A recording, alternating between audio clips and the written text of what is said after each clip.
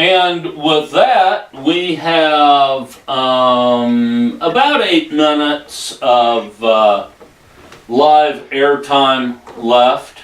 Live streaming. So let me, because I think this is one of the money shots in the interview. I would like to actually talk about this at timestamp 35 minutes. You've got the last word, my friend. All right, thank you. So, again, let me restate what I said earlier about Ben Shapiro. Historically, I have very much admired his work intellectually, socially, particularly with millennials in colleges. Going into the belly of the beast and having the discussions he's having with young kids, stunning work. Mm-hmm. But I am listening to his summary of the Enlightenment, and in 35 minutes he says this. Well, I mean, I certainly see and agree with you that reason alone can't get you to morality. It's one of the big debates that I have been having with Sam Harris repeatedly for the past couple of years. Or Sam basically thinks that just by reason alone we can get to a sort of moral system.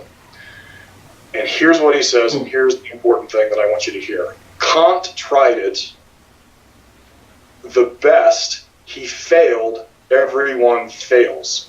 Because it turns out that moral law is not within. In fact, the moral law has to come from someplace without. Okay.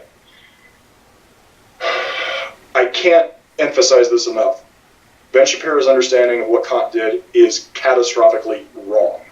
2 reasons. And Andy, you tend to be the librarian here. When did I specifically, in my tank discussion, I specifically talked about Kant, and I can't remember, was it 2015? I want to say it was either 2014 or 2015. Okay. Well, we need to repost and direct people to my discussion, because I specifically talk about what Kant tried to do. Mm-hmm. First and foremost, Kant's moral framework is not based on reason. Mm-hmm.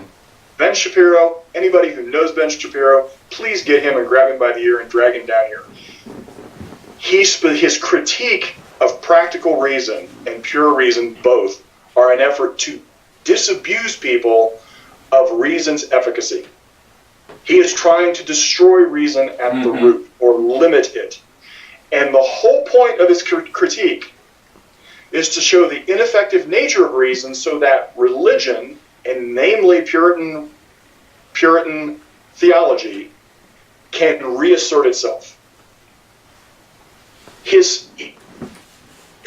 The thing that frustrates me here is that if he'd actually ever read Kant, which it's apparent he hadn't, this is like in his introductory remarks. This is the foundation of why he's doing what he's doing.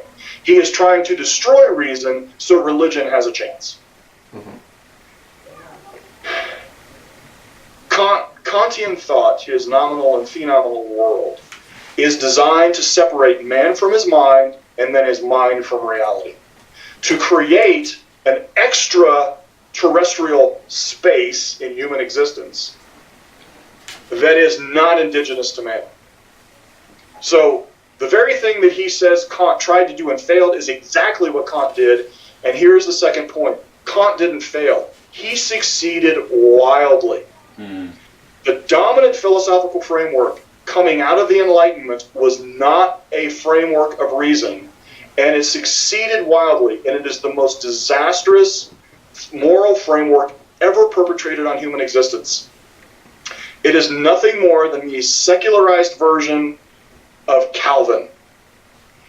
Its fundamental moral premise is suffering, and the roots of suffering as the moral dimension is the moral plumb line of human moral action, which I find fascinating because not too much longer into this interview, Johnny Mack goes long and deep into his framework of suffering as a validation for his moral positions. Right.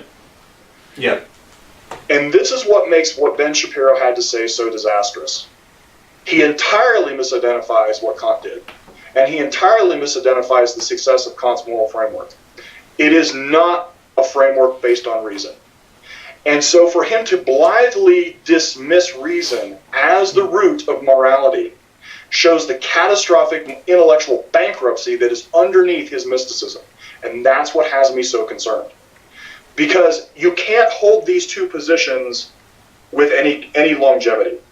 If you elevate mysticism as your point of moral framework, eventually you have to capitulate on your reason. If you elevate your reason, ultimately you can identify a moral framework, but you will ultimately have to subordinate the non-terrestrial, the other mystical world. You're going to have to actually subordinate it. And he can't persist with any philosophical consistency, which means he is not successfully representing the Enlightenment at all. And the reason I want to point this out is because of where he ultimately assumes the Enlightenment goes.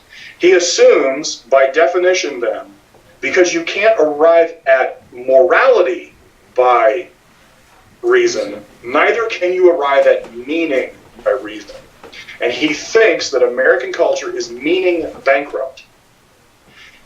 And this is the catastrophic problem. He decides to trivialize the achievements of American and Western culture, i.e. iPhones, and then pretend that we've lost somehow meaning.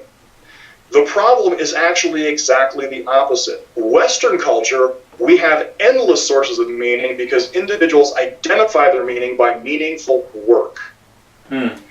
By contrast, the Kantian construct requires us to sacrifice things of value, and which is why sacrifice is such a fundamental of our American culture. And I discussed this at the root. Altruism kills cultures. Right. Because why? Because it kills people.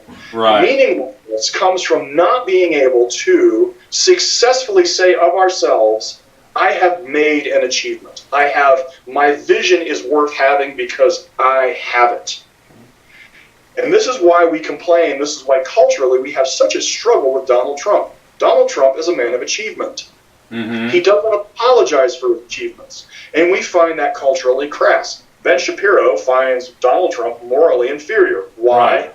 Because Ben Shapiro fundamentally believed in his own moral superiority that Donald Trump shouldn't be that crass. He shouldn't be doing, beyond the fact that he doesn't like the fact that Donald Trump may have had sex with other people, he really is frustrated by the notion that the Donald Trumps of the world should be crass in their success.